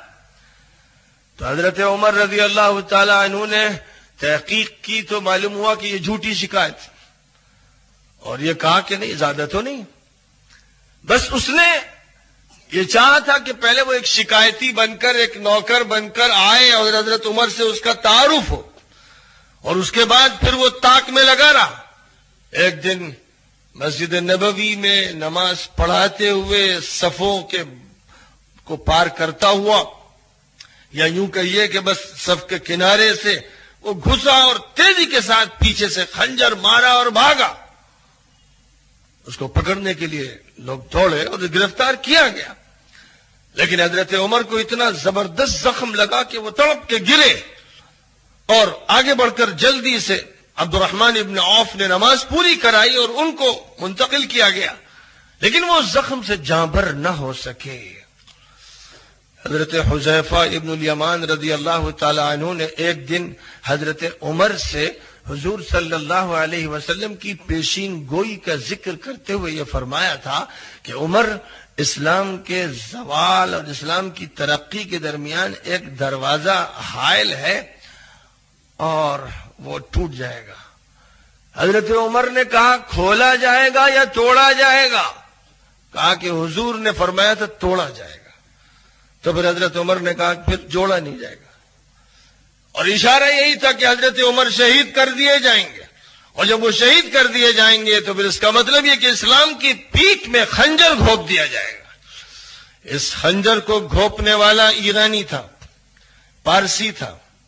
ایرانی حکومت کا خاتمہ حضرت عمر کی فوجوں کے ہاتھوں ہوا تھا۔ ان کے کمانڈر ان چیف سعد ابن ابی وقاص نے بحر ظلمات میں گھوڑے دوڑا دیے تھے، اور جب ان کے گھوڑوں کو اس وقت کے پارسیوں نے اور یزدگرد کی حکومت کی فوج نے دیکھا تو چیخ پڑے اس منظر کو دیکھ کر کے دریا پر گھوڑے اس طرح چلے آ رہے ہیں جیسے زمین پر چل رہے ہیں، دیووں آمدن، دیووں آمدن، ارے جن آ گئے، جن آ گئے۔ ہیبت طاری ہو گئی۔ جس عمر نے کسرا کے پائے تخت کو توڑ کے رکھ دیا، جس عمر نے باطل پر حق کو غالب کیا، جس عمر نے باطل کا بھیجا پھاڑ دیا، اس عمر سے انتقام کیا نہ لیا جاتا؟ ظاہر ہے کہ کسی بھی حکومت کے خلاف جب کارروائی ہوتی ہے تو سازشوں کے جال بنے جاتے ہیں، پلاننگز ہوتی ہیں، منصوبے بنائے جاتے ہیں، انٹیلیجنس کے لوگ بھی کام میں لگتے ہیں، فوج اور پولیس بھی کام کرتی ہے، ہر طبقے کو مشغول کیا جاتا ہے کہ انتقامی کارروائی کیسے لی جائے، کیسے کی جائے۔ ایرانی بھی اسی انتقامی کارروائی میں لگے تھے، اور آخر ایک غلام، ایک نوکر کے ذریعے، جو مغیرہ ابن شعبہ کا نوکر تھا، جو ایک صحابی تھے اور حضرت عمر کے بڑے دوست اور قابل اعتماد تھے، ان کے یہاں نوکری کر کے اس شخص نے مسجد میں گھس کر ان کو شہید کیا۔ یہ واقعہ ہے تاریخ اسلامی کا بڑا افسوسناک اور اندوہناک، اور بس وہیں سے دروازہ اسلام کا توڑ دیا گیا، یعنی وہ دروازہ ٹوٹ گیا قلعے کا کہ دشمن کی روک کے لیے لگا ہوا تھا، اب تو دشمن گھستے چلے گئے، گھستے چلے گئے۔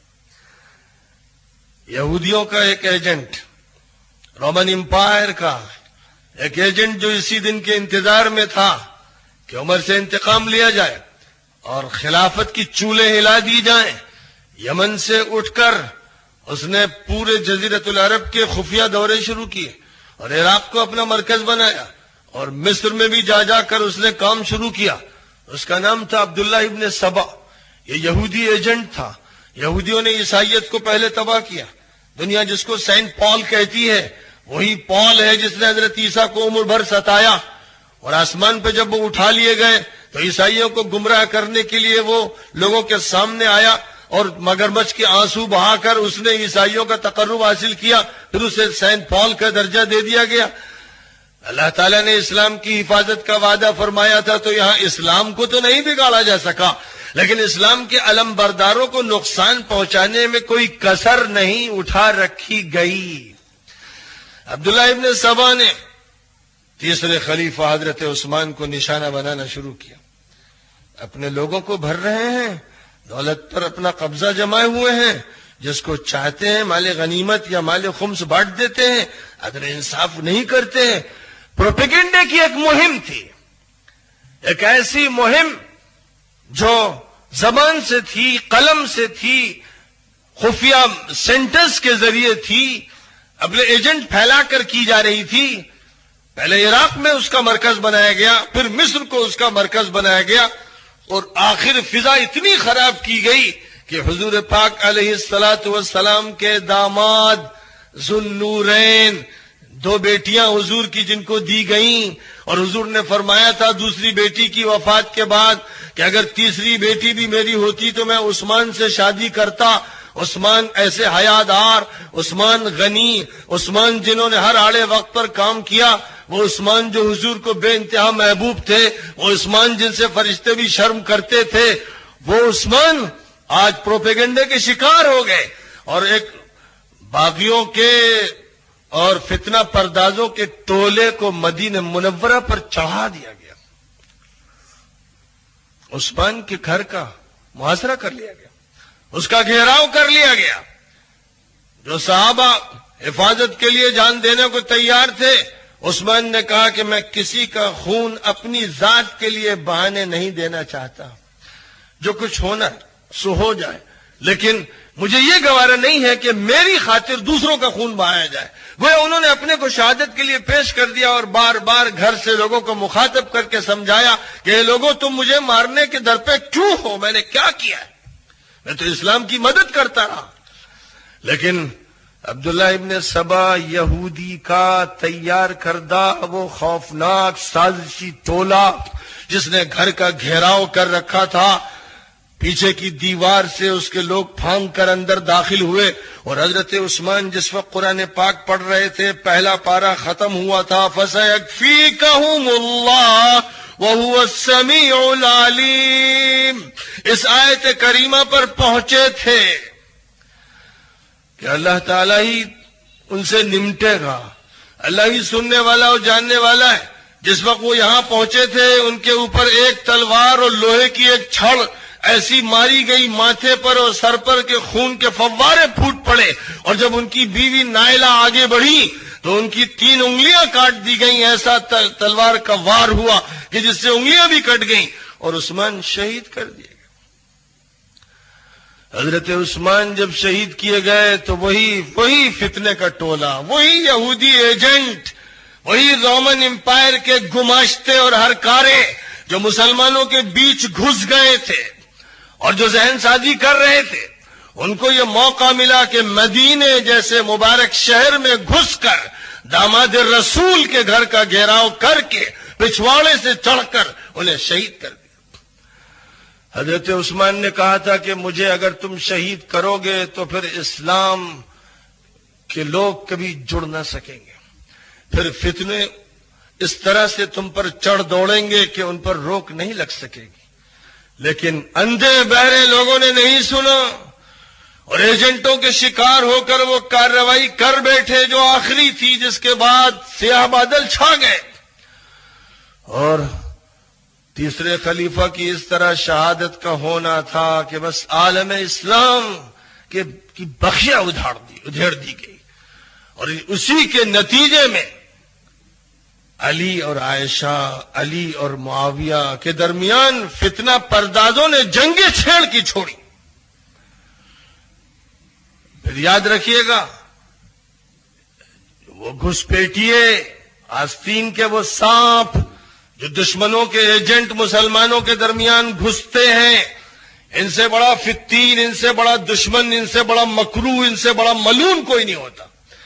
یہ اصل ایجنٹ ہوتے ہیں, اور ان کے ذریعے وہ کام کرایا جاتا ہے جو کام دشمن کرنا چاہتا ہے, وہ اپنے ہاتھ بھی بچا کے رکھتا ہے اور کام بھی ہو جاتا ہے.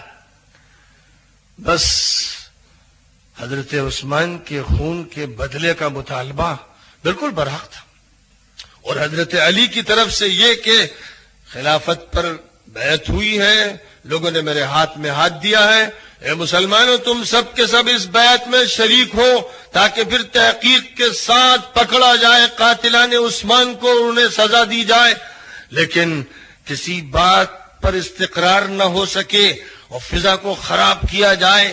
حضرت عائشہ صدیقہ رضی اللہ عنہا ام المؤمنین کو مکہ مکرمہ سے مدینے اور مدینے سے بصرہ پر یہ ایجنٹ اور فتین لوگ چڑھا لائے، فضا ایسی بناتے چلے گئے اور پروپیگنڈا ایسا ہوتا چلا گیا، اور آخر حضرت علی کو بھی وہاں پہنچنا پڑا۔ پھر اس کے بعد جنگ ہوئی اور اس جنگ میں کتنے لوگ شہید ہوئے؟ یہ سارا فتنہ تھا ان لوگوں کا کہ جو بیچ میں گھس کر کبھی ان کے دوست بن کر کبھی ان کے دوست بن کر فضا کو اس قدر مقدر کر رہے تھے، پیچیدہ بنا رہے تھے کہ صلح ہوتے رہ گئے، مصالحت کی کوششوں کو تاراج کر دیا۔ دشمن کے ایجنٹ اتنے خطرناک ہوتے ہیں کہ مصالحت نہ ہو پائے۔ اگر دو مسلم فریقوں میں مصالحت ہو جائے گی تو اسلام کی دیوار سالم رہے گی، اس کی صفیں مضبوط رہیں گی، اور اس کی صفوں کو توڑنا ہے۔ لہذا یہ ہوا۔ پھر حضرت معاویہ کو بھی اسی طرح اس طبقے نے کہ جو طبقہ حضرت عثمان پر کچھ لوگوں کو چڑھا کے لایا تھا، اور جس طبقے نے حضرت علی کی صفوں میں بھی گھس کر فتنے پیدا کیے تھے، یہ لوگ اس طرح گھسے کہ ہزاروں انسانوں کو انہوں نے متاثر کیا، اور پھر نیک لوگ صالح اور متقی لوگ بھی جنگوں میں مبتلا ہو جاتے ہیں جب اس طرح کے لوگ اندر صفوں میں داخل ہو کر فتنوں کو پکا لیتے ہیں۔ اس لیے یہ ایک بہت بڑا سبق ہے، ماضی کا ایک بڑا سبق ہے کہ اتنے اعلیٰ درجے کے لوگ، وہ صحابہ جو بڑے اتقیاء، بڑے ابرار، نیک و صالح تھے، اور جن کے بارے میں جیسے حضرت علی، حضرت عثمان، حضرت عمر، حضرت ابو بکر اور باقی 6 حضرات جو عشرہ مبشرہ کہلاتے ہیں، جن کو حضور نے جنت کی بشارت دی، ان پر بھی اس طبقے کا اثر پڑتا ہے۔ انسان ہے، انسان ہونے کے ناطے اثر پڑتا ہے، اور صفوں میں گھسنے والے فتنوں کو بڑھاتے چلے جاتے ہیں۔ یہ ایک ایسا پہلو ہے جس سے مسلمانوں کو ہر دور میں چوکنا رہنا چاہیے، اور اس دور میں کچھ زیادہ ہی۔ آگے چل کر حضرت حسن کے خلاف جو کارروائی شروع ہوئی، پھر انہوں نے محسوس کیا کہ بھئی مصالحت کرنی چاہیے، اور حضور صلی اللہ علیہ وسلم نے پہلے ہی سے پیشین گوئی فرمائی تھی کہ حسن صلح کا ذریعہ بنیں گے۔ پھر صلح ہو گئی معاویہ اور حسن میں، لیکن آگے چل کر ایک دور یزید کا بھی آنا تھا، اور پھر حضرت حسین کا ٹکراؤ ہونا تھا عبید اللہ ابن زیاد سے، اور جو بھی اس کی فوج کے افراد تھے، اور ان کے خاندان کو کربلا کے میدان میں شہید ہونا تھا۔ یہاں پر بھی کوفہ کے ایجنٹ، کوفہ کے بزدل، کوفہ کے وہ سارے منافق جنہوں نے پہلے تو ان کو بلایا اور پھر بے یار و مددگار چھوڑ دیا کربلا کے میدان میں کہ وہ اور ان کا خاندان پورا کا پورا شہید ہو، یہ سارا واقعہ جو تاریخ میں پیش آیا ہے بڑا ہی غمناک واقعہ ہے۔ ایسا واقعہ ہے کہ جس کو یاد اس لیے نہیں کیا جانا ہے کہ ماتم کیا جائے۔ ماتم حضرت حسین کا نہ زین العابدین نے کیا، نہ زید نے کیا، نہ یحییٰ نے کیا، نہ ذوالنفس الزکیہ نے کیا، اہل بیت نے کبھی نہیں کیا، صحابہ نے نہیں کیا۔ ماتم کرنے والے وہ لوگ ہیں جو تاریخ سے عبرت حاصل کر کے مستقبل کے لیے پلان تیار نہیں کرتے، جن کا حال یہ ہے کہ ماضی کے ساتھ اس طرح جڑتے ہیں کہ کبھی مایوسی کے دلدل میں داخل ہو جاتے ہیں اور کبھی صرف فخر کرتے ہیں۔ ماضی پر نہ صرف فخر بجا ہے اور نہ مایوسی درست ہے۔ ماضی اس لیے ہے کہ اس سے سبق لے کر مستقبل کی منصوبہ بندی کیجیے۔ ماضی اس لیے ہے کہ اس سے آپ سرمایہ لے کر آگے کے لیے تیاریاں کیجیے۔ ماضی اس لیے ہے، اللہ تعالیٰ نے قرآن پاک میں صاف طور پر فرما دیا کہ لَقَدْ كَانَ فِي قَصَصِهِمْ عِبْرَةٌ لِأُولِي الْأَلْبَابِ مَا كَانَ حَدِيثًا يُفْتَرَى۔ یہ کوئی گڑی ہوئی بات نہیں ہے، یہ عبرت کے لیے ہے۔ اور کہیں عبرۃ لأولی الابصار فرمایا گیا کہ آنکھ والوں کے لیے عبرت کی بات ہے، لہذا انہیں چاہیے کہ وہ اس بات کو اچھی طرح سمجھ لیں کہ آئندہ بھی کبھی ہماری صفوں میں اختلاف پیدا کر کے ہماری طاقت کو توڑنے کا کام دشمن نہ کر سکے۔ اس کی فکر کریں، اس کی فکر کریں تاکہ اب جو دن باقی ہے، جو زمانہ ابھی ہمیں مل رہا ہے اور جو ہماری نسلوں کو ملے گا، اس زمانے میں فتنے نہ اٹھائے جا سکیں۔ پوری تاریخ اسی طرح کے فتنوں سے، حضرت حسین کے بعد پھر بہت بڑے بڑے فتنے پیدا ہوئے، مسلسل جنگ کا بازار گرم رہا، اہل بیت اور بنی امیہ کے درمیان، بنی امیہ اور بنو عباس کے درمیان، اور بنو عباس اور مختلف خاندانوں کے درمیان، اور پھر بنو عثمان اور مختلف قبیلوں اور طبقوں کے درمیان، یہ سلسلہ چلتا رہا۔ اور جب مسلمانوں نے اپنے کو اسی طرح آپس کی مقابلہ آرائی سے کمزور کر دیا تو کبھی تاتاریوں نے حملہ کر کے روم کے رکھ دیا، کبھی رومن امپائر نے اور اس کے فوجیوں نے حملہ کر کے بیت المقدس چھین لیا، کبھی ترکی پر حملہ کر کے اس کی ساری مملکت کے حصے بکھرے کر ڈالے گئے۔ دشمن کو موقع اسی طرح دیا جاتا ہے، اور یہی کہانی ہے اس دور کی جو کولونائزیشن کا دور ہے، جس کو سامراج کا دور کہا جاتا ہے۔ ظاہر ہے کہ ہماری طاقت کو پہلے دشمنوں نے اپنے ایجنٹ داخل کر کر کے توڑا، جب ہماری طاقت ٹوٹی، ترکی کی طاقت ٹوٹی، تو پھر ہمارے حصے بکھرے کر دیے گئے، ایک زبردست شہنشاہی کی جگہ چھوٹی چھوٹی مملکتیں قائم ہو گئیں، ایک ملک کے اندر سے کئی کئی ملک پیدا کر دیے گئے، ایک بادشاہ کی جگہ دسیوں امیر چھوٹے چھوٹے سے ایسے پیدا کیے گئے جو دشمنوں کے وظیفہ خوار رہے، آج بھی ہیں، کل بھی تھے، اور آئندہ بھی دشمنوں کی وظیفہ خاری کے لیے اور ایجنسی کے لیے وہ تیار بیٹھے ہوئے۔ یہ سارے کام ہوئے، اور جب یہ دیکھا گیا کہ اس میں بھی کامیابی نہیں ہوئی، بار بار پلٹ کر مسلمانوں نے پھر صدائے اتحاد لگائی اور اللہ تعالیٰ کا کلام سنایا، وَاعْتَصِمُوا بِحَبْلِ اللَّهِ جَمِيعًا وَلَا تَفَرَّقُوا، اللہ کی رسی کو مضبوطی سے تھام لو، فرقوں ٹولیوں میں مت بٹو۔ جب جب یہ صدا لگائی گئی، امت مسلمہ جڑتی چلی گئی، ایک دوسرے سے ملتی چلی گئی، اس لیے کہ کان صدائے حق سے مانوس تھے، دل صدائے حق سے آشنا تھا، دماغ اس کو پہلے سے قبول کیے ہوئے تھے، اس لیے صدا پر لبیک کہا جانے لگا۔ جب جب یہ ہوا تو دشمن نے اپنی کوششیں پھر تیز کر دی اور تفریق کا ہر حربہ استعمال کیا، مذہب کو، مسلک کو، عادات کو، رواجات کو، پارٹی بندی کو، فرقوں کو، قبیلوں کو، خاندانوں کو، سب کو آپس میں لڑانے کی خوب مہم چلائی گئی، اور بھرپور جائزہ لے کر ایک ایک قوم کا، ایک ایک علاقے کا جائزہ لے کر کے ان کی خامیاں کیا ہیں، کمزوریاں کیا ہیں، کہاں سے ہم ان کے اندر داخل ہو سکتے ہیں اور ان کی طاقت کو توڑ سکتے ہیں، دشمن نے ہمیشہ اپنے اس جائزے کی بنیاد پر مسلمانوں میں گھس کر انتشار پیدا کرنے کی مختلف شکلیں اختیار کی۔ ہم اور آپ سب جانتے ہیں کہ جس دور میں ہم لوگ ہیں، یہ دور ایک ایسا دور ہے جس میں باطل کا، طاغوت کا، شیطان و ابلیس کا جھنڈا امریکہ کے ہاتھ میں ہے۔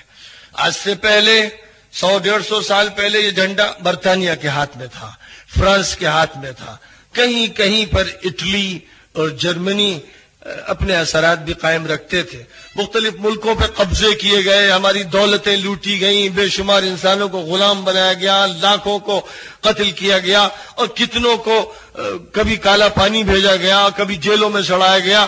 ایک وقت تھا کہ برطانیہ کے بارے میں کہا جاتا تھا کہ اس کی مملکت اور شہنشاہی میں سورج غروب نہیں ہوتا، اس کا دور ختم ہوا تو امریکہ بہادر سامنے آئے، اور انہوں نے دنیا کا چارج طاغوتی نظام کا، ابلیسی نظام کا اپنے ہاتھ میں لے لیا کہ ہر وہ چیز جس کا تعلق انبیاء اور پیغمبروں سے ہے اس کی مخالفت کرنا ہے، مخالفت کرنا ہے اللہ کی عبادت کی، مخالفت کرنا ہے خدا کی شریعت کی، مخالفت کرنا ہے عفت، پاک دامنی اور حیا کی، مخالفت کرنا ہے حقوق بندوں اور اللہ کے حقوق کی، مخالفت کرنا ہے صحیح تہذیب کی، ہر وہ چیز جس سے انسانیت اللہ سے اور اس کے پیغمبروں سے جڑتی ہے اسے توڑنا ہے۔ لہذا آپ دیکھ لیجئے پورا سسٹم جو ہے زندگی کا، پورے سسٹم میں یہ بات ہر جگہ نظر آئے گی، یعنی اس کو سمجھنے میں دیر نہیں لگے گی۔ سودی نظام کو وہ چلانے والے اور اس کے نتیجے میں پوری دنیا کو دیوالیے کی خندق میں جھونکنے والے، ظلم کے رویے کو اختیار کر کے لاکھوں انسانوں کا خون بہانے والے اور ملکوں کو تاراج کرنے والے، بد اخلاقی اور بے حیائی کو اختیار کر کے مرد اور عورت کے درمیان ہر طرح کی گندگی اور خباثت کو جائز بنانے والے اور قانون پاس کرنے والے، شرابوں کو عام کرنے والے، سور کو لوگوں کے ریشوں میں داخل کرنے والے، ہر خباثت کے پاسبان، ہر خباثت کے علمبردار، تہذیب کے ڈکیت، تمدن کے چراغ کو گل کرنے والے اور دنیا میں چمک دمک دکھا کر فقیروں کے گھروں کو اجاڑنے والے آج اگر ہیں تو سر فہرست امریکہ کے حکام اور اس کے بعد دنیا کے وہ تمام غلام، نوکر، بندے، عاجز، لاچار، ایسے انسان کے جو اس کے تلوے چاٹنے والے اور اس کے ہاتھوں کی گڈیوں کو دیکھنے والے اور اس کی چمک دمک سے مروب و متاثر ہونے والے دو طرح کے لوگ، ایک وہ ہے جن کے ہاتھ میں طاقت ہے اور ایک وہ ہے جو طاقت کے پجاری ہیں۔ ان سے مقابلے میں جو اللہ کے بندے کھڑے ہیں وہ کھڑے ہیں جو اللہ کی عبادت کی دعوت دینے والے، پیغمبروں کی اتباع کی دعوت دینے والے، اولیاء اللہ سے محبت کرنے والے، حق کی پاسبانی کرنے والے، خدا تعالیٰ کے قانون پر عمل کرنے والے، اسے نافذ کرنے والے، شرم و حیا کا خیال رکھنے والے، انسانیت کا تحفظ کرنے والے، ایک طرف وہ لوگ نظر آئیں گے۔ دونوں کی پہچان الگ الگ ہے اور دونوں کے درمیان ایک شدید معرکہ برپا ہے، اور یہ معرکہ ایسا ہے جس میں اہل باطل ہر طرح کی خباثت پر اس درجے اترے ہیں کہ کسی حرمت کا، انسان کی انسانیت کا، کسی عورت کی نسوانیت کا، کسی بچے کی طفولت کا، کسی مریض کے مرض کا، کسی کمزور کی کمزوری کا ان خبیثوں کو ادنا احساس نہیں۔ فلسطین کی سرزمین پر اس وقت جو کچھ ہو رہا ہے، اسرائیل کے ڈکیت و مجرم اور نازی ازم اور فاشی ازم کے علمبردار اس وقت جس طرح سے غریبوں پر، کمزوروں پر، عورتوں اور بچوں پر بموں کی برسات کر رہے ہیں، پوری دنیا کو اس کے خلاف اٹھ کے کھڑا ہونا چاہیے اور اہل حق کو اور حق کے پاسبانوں کو اس کے مقابلے کے لیے جان و مال کی بازی لگا دینی چاہیے۔ مسئلہ احتجاج کا نہیں ہے، مسئلہ یہ نہیں ہے کہ مذمت کی قرارداد پاس کر دی جائے، مسئلہ یہ ہے کہ ظالم کے ہاتھ کو پکڑا جائے، ظالم کے ہاتھ کو پکڑا جائے۔ دنیا دیکھ رہی ہے کہ اسرائیل ننگا ہے، دنیا دیکھ رہی ہے کہ اسرائیل بے حیا ہے، اور اسی کے ساتھ ساتھ دنیا یہ بھی دیکھ رہی ہے کہ اس کے ایجنٹ عرب حکمرانوں کی شکل میں، اس کے ایجنٹ فتح تحریک اور محمود عباس کی شکل میں اور دہلان کی شکل میں فلسطین کے یہ دشمنوں کے ایجنٹ اور فلسطین کی یہ خبیث روح ہے اور یہ ملعون انسان جو اپنے بھائیوں کا کچھ تو خون کروا کر اسرائیل کا ساتھ دینے پر تلے ہوئے ہیں۔ یاد رکھیے کہ صرف مذمت سے اور خبر پڑھ کے غم و افسوس سے مسئلہ نہیں حل ہوگا۔ مسئلے کو حل کرنے کا طریقہ یہ ہے کہ جو جیسا کرے ویسا اس کے ساتھ کیا جائے۔ اصول یہ ہے، ایک اصول ہے عفو و کرم کا، درگزر کا۔ اس وقت جب میرے ساتھ آپ نے کوئی ظلم کیا تو مجھے حق ہے کہ میں آپ کو معاف کر دوں اور مجھے حق ہے کہ میں انتقام لوں، لیکن جب غریبوں کے ساتھ، مسکینوں کے ساتھ، عام انسانوں کے ساتھ، عورتوں اور بچوں کے ساتھ ظلم ہو رہا ہو تو عفو و درگزر کا خانہ شریعت میں نہیں ہے۔ فَمَنِ اعْتَدَى عَلَيْكُمْ فَاعْتَدُوا عَلَيْهِ بِمِثْلِ مَا اعْتَدَى عَلَيْكُمْ۔ تم پر کوئی زیادتی کرے تم بھی پلٹ کر اس پر ویسے ہی معاملہ کرو، اینٹ کا جواب پتھر سے دو۔ یاد رکھو کہ جب تک یہ عادت اور یہ ریت اختیار نہیں کرو گے اس وقت تک ظلم کی کمر نہیں توڑی جا سکے گی، ظلم پر پابندی نہیں لگ سکے گی۔ ظالم عادی ہوتا ہے ظلم کا، خون پینے کا، اس کو اگر تم معافی کی درخواست اس کے سامنے رکھو گے تو وہ تمہارا خون بھی پیے گا۔ اس لیے ایسے لوگوں کے لیے قرآن میں کہہ دیا گیا فَمَنِ اعْتَدَى عَلَيْكُمْ فَاعْتَدُوا عَلَيْهِ بِمِثْلِ مَا اعْتَدَى عَلَيْكُمْ۔ جیسا کیا ویسا پلٹ کے ہوگا۔ ہمارے یہاں زیادتی نہیں ہوتی، اتنا ہی جواب ہوتا ہے، وہ جواب دینا پڑے گا اور ہر ظالم کا جواب دینا پڑے گا، اس کے ہاتھ کو پکڑنا پڑے گا اور یہ ثابت کر دینا پڑے گا کہ ظلم کی ناؤ نہیں چلنے دی جائے گی، اس کو عملاً ثابت کرنا ہوگا۔ اپنے عمل سے ثابت کرنا ہوگا، اپنی کوشش سے ثابت کرنا ہوگا.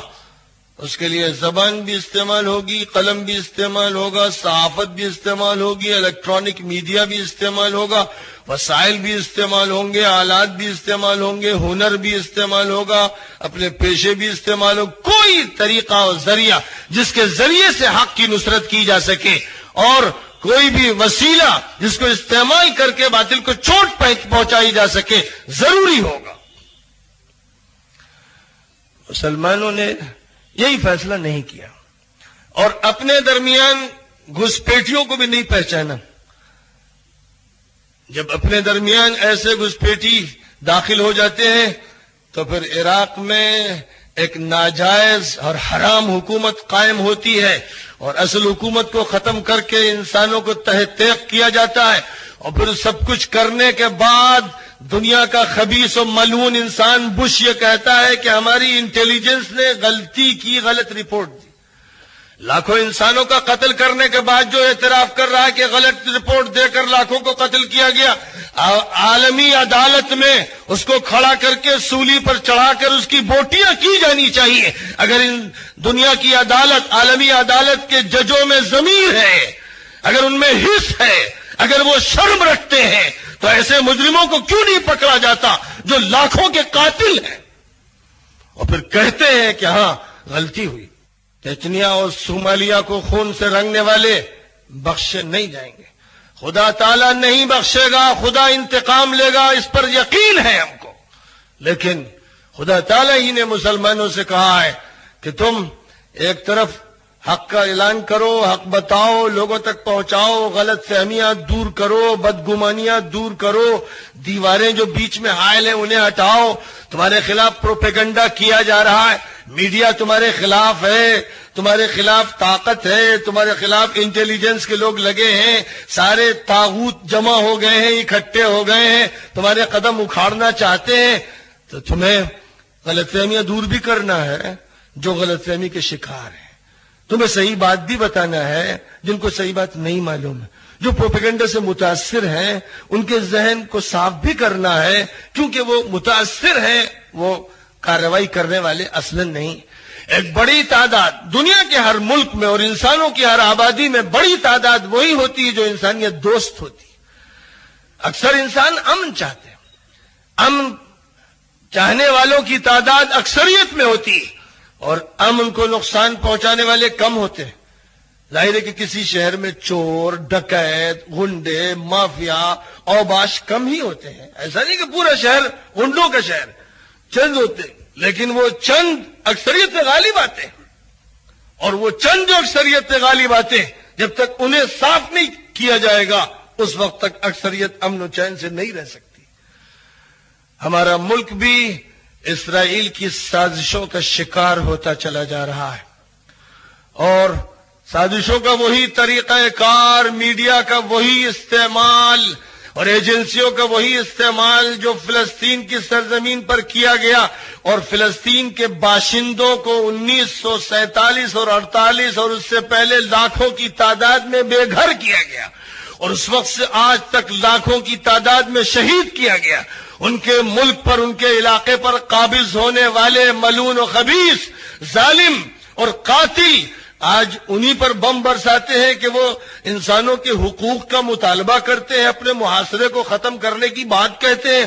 ان کو بھوکا رکھا جا رہا ہے، ان کو پیاسا رکھا جا رہا ہے، ان کی بجلی کاٹی جا رہی ہے، ہر طرح کے مظالم ان پر روا رکھے جا رہے ہیں. اور دنیا کے حقوق انسانی کے ٹھیکیدار اور دنیا کی عدالتوں کے بڑے بڑے ذمہ دار یہ سارا تماشا دیکھ رہے ہیں. کسی کے اندر ہمت و جرت نہیں کہ اسرائیل کا ہاتھ پکڑ لے کے ظلم کو بس کر.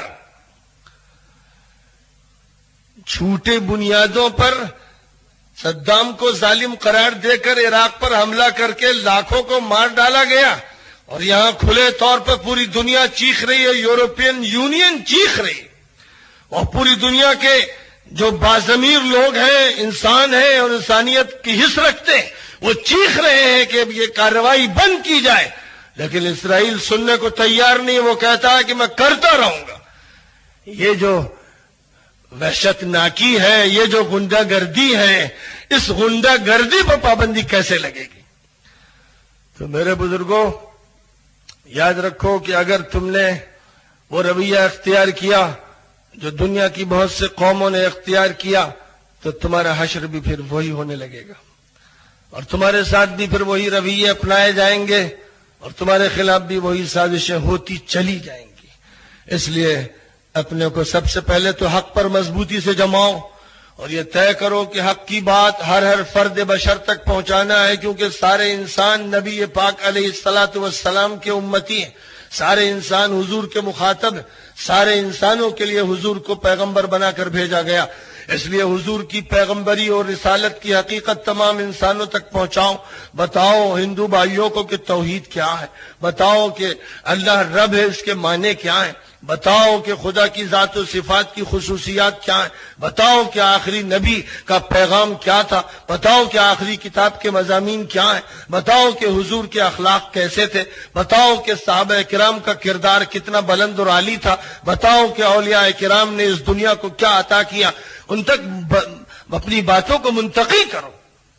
ایک طرف یہ کام کرو کہ اپنی دعوت دو، اور دوسری طرف ظالم کو بڑھنے مت دو، اس کے سامنے سر مت جھکاؤ، اس کے ظلم کو قبول مت کرو، اس کے ساتھ اس کی وجہ سے دہشت زدہ مت ہو، نہ دہشت گردی کرو نہ دہشت زدگی کے شکار، دونوں سے بچتے ہوئے پورے توازن و اعتدال کے ساتھ، پوری مضبوطی کے ساتھ اور دعوت کے پورے جذبے کے ساتھ اگر مسلمان کام کریں گے تو انشاءاللہ ان کی صفوں میں بھی اتحاد ہوگا، ان کے مسلکی اختلافات، برادری کے اختلافات، پارٹی بندی کے اختلافات بھی ختم ہوں گے۔ یعنی پہلی کوشش یہ ہوگی کہ صفیں ہماری متحد رہیں، ان میں دراڑ نہ ڈالی جا سکے، ان کے اندر کوئی باہر سے گھس نہ سکے، ہم اپنی جگہ پر مضبوط اور سیسا پلائی ہوئی دیوار کی طرح رہیں، اور دوسری طرف ہم اپنی بات پورے اعتماد کے ساتھ دنیا کے سامنے رکھیں گے کہ یہ حق ہے، اے لوگوں اسے قبول کر لو قبل اس کے کہ خدا کا عذاب آئے۔ جب انبیاء کی زبان میں بات پہنچائی جائے گی اور حق کو منتقل کیا جائے گا تو پھر سینے کھلیں گے، سینے کھلیں گے، دماغ اس اپیل کو سنیں گے اور لوگ آمادہ ہوں گے، اور انشاءاللہ حق کو مضبوطی حاصل ہوگی۔ اللہ نے اس کے حق میں فتح لکھی ہے، خدا تعالیٰ کی طرف سے نصرت کا وعدہ ہے، اور یہ نصرت کا وعدہ پورا ہوگا۔ خدا وعدہ خلافی نہیں کرتا ہے۔ تم اللہ کے ساتھ مضبوطی کے ساتھ جم جاؤ اور اللہ تعالیٰ کی نصرت کے پھر نظارے کرو اور اس کے جلوے دیکھو، اور ان سب چیزوں کے ساتھ ساتھ راتوں میں اللہ سے دعا مانگو، اللہ کا ذکر کرو، اللہ کی شریعت کا پاس و لحاظ رکھو، شادی ہو یا غمی کبھی بھی سنت رسول کو مت چھوڑو، ہمیشہ سنت پر مضبوطی سے قائم رہ کر بدعتوں کا اور خرافات کا مقابلہ کرو۔ فضول رسموں میں جو دین کی شکل بگاڑنے والی چیزیں ہیں، تعزیہ ہو، ماتم ہو، سینہ کوبی ہو، چاک گریبانی ہو، ان سب چیزوں سے جن سے منع کیا گیا، حضرت محمد مصطفیٰ صلی اللہ علیہ وسلم نے منع فرمایا، علی نے، حسن نے، حسین نے، زید نے، زین العابدین نے، سب نے منع کیا، اہل بیت نے منع کیا، صحابہ نے منع کیا۔ ایسی خرافات سے بچ کر پوری طاقت دشمن کے خلاف لگاؤ اور حق کی پاسبانی کے لیے لگاؤ، اور شیعہ ہو یا سنی قرآن پاک کو مطالعے کا مرکز بنائیں۔ قرآن پاک مرکز ہدایت ہے، پہلے قرآن پر سب جڑ جائیں جس میں اختلاف نہیں، اس پر جڑنے کے بعد آگے بڑھیں قرآن کی روشنی میں، اور پھر حضور اکرم صلی اللہ علیہ وسلم کی احادیث اور تعلیمات پر غور کریں۔ نہ کوئی بریلوی رہے، نہ کوئی دیوبندی کی نسبت پر فخر کرے، نہ کوئی شیعہ رہے، نہ کوئی سنی، سب کے سب مسلمان ہوں، سب کے سب اہل ایمان ہوں، سب کے سب اللہ کے بندے ہوں، سب کے سب امتی رسول ہوں، سب کے سب متحدہ طور پر اس دنیا کے فتنوں سے مقابلہ کرنے کے لیے تیار ہوں۔ وہ دور آ جائے جو پہلی صدی کا تھا، وہ دور آ جائے جو صدیقی دور تھا، فاروقی دور تھا۔ اس دور کو واپس کرنے کے لیے ہمیں خلوص کے ساتھ محنت کرنی پڑے گی۔ دل میں کینہ مت رکھیے، نہ کسی فرقے کے خلاف، نہ کسی شخص کے خلاف۔ اسلام فرقے واریت کے خلاف ہے، اسلام پوری انسانیت کو ایک قرار دیتا ہے. ایک انسان اور دوسرے انسان کے درمیان کوئی بھید بھاؤ نہیں ہے. ہمارے یہاں تو مذہب کی بنیاد پر بھی تفریق نہیں کی جاتی. ہر صاحب مذہب کو دعوت حق دی جاتی ہے اور اسے اس کا موقع دیا جاتا ہے کہ وہ چاہے تو قبول کرے اور چاہے تو نہ قبول کرے. زور زبردستی کسی کو اسلام کی دعوت دینے میں اختیار کرنے کا جواز نہیں ہے. جس اسلام نے یہ نظام عطا کیا ہو وہ کیوں عالمی نہ بنے اور وہ کیوں ہمگیر نہ بنے؟ یقیناً وہ اسی کا مستحق ہے. کاش کہ اس کے ماننے والے اس کے لیے اپنے کو تیار کر لیں. اللہ تعالیٰ اپنے فضل و کرم سے ہم سب کو اس کی توفیق عطا فرمائے اور یہ جلسہ بھی خدا تعالیٰ قبول فرمائے اور اس کے اثرات اس طرح پڑے کہ مسلمانوں کی صفیں متحد ہو جائیں اور فتنوں کو وہ پہچاننے لگیں اور ان کا مقابلہ کرنے کی بھی ان میں صلاحیت اور سکت پیدا ہو جائے اور اللہ اہل باطل کو حق کی طرف رجوع کرنے کی توفیق عطا فرمائے. وآخر دعوانا ان الحمد للہ رب العالمین. اللهم صل على محمد وعلى آل محمد كما صليت على إبراهيم وعلى آل إبراهيم إنك حميد مجيد. اللهم بارك على محمد وعلى آل محمد كما باركت على إبراهيم وعلى آل إبراهيم إنك حميد مجيد. ربنا آتنا في الدنيا حسنة وفي الآخرة حسنة وقنا عذاب النار. ربنا ظلمنا أنفسنا وإن لم تغفر لنا وترحمنا لنكونن من الخاسرين. اے اللہ تو نے مذہب اسلام کو عطا فرما کر ہم سب پر بڑا انعام فرمایا ہے. اللہ تو نے اپنی توحید سے وابستہ فرما دیا. اللہ تو نے پیغمبروں اور نبیوں سے جوڑ دیا. اللہ تو نے ایسے گھر میں پیدا کیا کہ ہم نے حق کو پہچانا. اللہ حق پر چلنا تو نے شعور سے پہلے ہی نصیب فرما دیا. اللہ یہ صرف تیری کرم فرمائی ہے. ظاہر ہے کہ ہم اس کے مستحق نہیں تھے. اللہ تیری اس کرم فرمائی کے طفیل میں تجھ سے درخواست کرتے ہیں کہ اب اچھی ایسی استقامت عطا فرما دے کہ حق سے بال برابر بھی کبھی ہٹنے کا موقع زندگی میں نہ آنے پائے. اللہ حق پر استقامت نصیب فرما. اللہ حق کی پاسبانی کی توفیق بھی عطا فرما. اللہ حق کی دعوت دینے کی بھی توفیق عطا فرما. اللہ حق پر عمل کی توفیق عطا فرما. اے اللہ باطل پر غلبہ بھی نصیب فرما. اللہ تمام مسلمانوں کی صفوں میں اتحاد پیدا فرما دے. اللہ انہیں اہل باطل پر غالب فرما. اے اللہ جو مظلوم ہیں ان کی مدد فرما دے. اے اللہ جو مظلوم ہیں ان کی مدد فرما دے. اے اللہ کتنے بچے, کتنی عورتیں, کتنے بوڑھے, کتنے بیمار بلک رہے ہیں, تڑپ رہے ہیں, نہ دوا ہے نہ کھانا ہے اور بموں سے ان کے جسموں کے چتھڑے کیے جا رہے ہیں. اے اللہ دنیا یہ ظلم دیکھ رہی ہے اور وہ بندے جن کو تو نے ملعون قرار دیا, مغضوب علیہم قرار دیا, اے اللہ دنیا کا تلچھٹ اور اس کے بدترین لوگ اے اللہ تیرے ایمان والوں پر مسلط ہے. اے اللہ کب تک آزمائش فرمائے گا؟ اے اللہ کب تک یہ آزمائش جاری رہے گی؟ کہیں لوگوں کے دلوں سے ایمان نہ رخصت ہو جائے. اے اللہ اس آزمائش کے نتیجے میں قدم حق سے نہ ڈگمگا جائیں. اے اللہ اپنے فضل و کرم سے اب ظالموں کے ظلم پر اے اللہ پابندی لگا دے. اے اللہ ان کی کمر توڑ دے, طاقت توڑ دے. اے اللہ ان کی فوجوں کو توڑ دے, آسمان سے پتھر برسا کر تہس نہس فرما دے. اے اللہ ان کے وجود کو ختم فرما دے. اے اللہ اہل حق کو غالب فرما. اے اللہ اہل حق کو غالب فرما. اے اللہ اپنے فضل و کرم سے ان کو ہمت عطا فرما, طمانینت نصیب فرما, سکینت نصیب فرما, حق کی پہچان عطا فرما, حق کا اتباع نصیب فرما, اس کی دعوت کے لیے قبول فرما. اے اللہ اپنے فضل و کرم سے اچھے اخلاق بھی عطا فرما, اچھے معاملات بھی نصیب فرما. تمام اہل مذاہب کے سامنے دعوت حق کو پیش کرنے کا سلیقہ بھی نصیب فرما. اے اللہ اپنے فضل و کرم سے محرم کے اس مہینے میں مسلمانوں کے درمیان جو غلط رسومات رائج ہو گئی ہیں ان کا ازالہ فرما دے. اے اللہ بدعات کو دور فرما دے, سنت کو رائج فرما دے. اے اللہ تمام اہل اسلام کو آپس میں مل جل کر رہنے اور ایک دوسرے سے محبت کرنے کی توفیق عطا فرما. ہر طرح کے تفریقے کو مٹا دے. اے اللہ ہر طرح کے انتشار و افتراق کو دور فرما دے.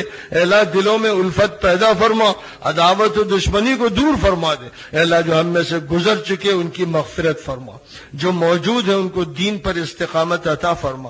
اے اللہ جو بیمار ہیں ان کو شفا عطا فرما, جو پریشان حال ہیں ان کی ہر پریشانی دور فرما, جو مقروض ہیں ان کو قرضوں سے سبکدوش فرما, جو لڑکیاں اور لڑکے بغیر شادی کے بیٹھے ہیں سنت کے مطابق شادی کرنے کی اور اس کے مرحلے سے گزرنے کی توفیق عطا فرما.